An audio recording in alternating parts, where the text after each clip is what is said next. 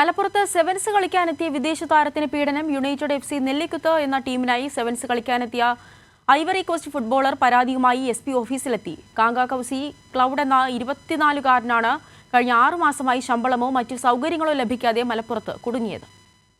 KP Noufal എന്ന വ്യക്തിയുടെ കരാറിലാണ് കാങ്ക കൗസി cloud കേരളത്തിലെത്തുന്നത്. 2003 December മുതൽ 2024 ജൂലൈ വരെയുള്ള വിസയിൽ നിശ്ചിത തുക നൽകാമെന്ന കരാറിലാണ് കേരളത്തിൽ സെവൻസ് കളിക്കാനെത്തിയതെന്ന് പരാതിയിൽ പറയുന്നു.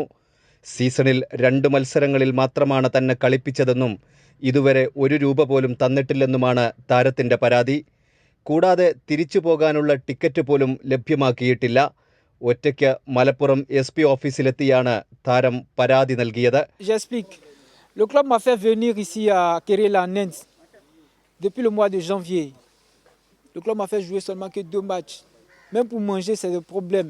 Ce sont des amis qui me donnaient à manger. Actuellement, tout le monde est rentré. Je suis le seul qui est resté. Et le club refuse de payer mon billet retour sur la Côte d'Ivoire.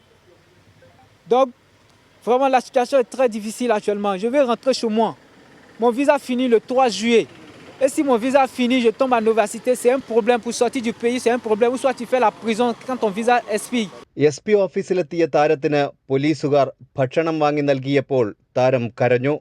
അവസ്ഥ മനസ്സിലാക്കി കളിക്കാരനുമായി കരാറുണ്ടാക്കിയ വ്യക്തിയെ ഉടൻ ഓഫീസിൽ ഹാജരാക്കാൻ SP Sasidharan IPS ഉത്തരവിട്ടു. 3 മാസം മുമ്പ് അരീക്കോട് നടന്ന ഫുട്ബോൾ ടൂർണമെന്റിനിടെ കാണികൾ വളഞ്ഞിട്ട് മർദ്ദിച്ച സംഭവത്തിൽ മറ്റൊരു ഐവറി കോസ്റ്റ് താരം ജില്ലാ പോലീസ് മേധാവിക്ക് പരാതി നൽകിയിരുന്നു. മർദ്ദനമേറ്റ ഹസൻ ജൂനിയറാണ് അന്ന് പരാതി നൽകിയത്. കാണികൾ വംശീയാധിക്ഷേപം നടത്തിയതായും പരാതിയിലുണ്ടായിരുന്നു. എന്നാൽ കേസിൽ തുടർ നടപടികൾ ഉണ്ടായിരുന്നില്ല. കൈരളി ന്യൂസ്, മലപ്പുറം.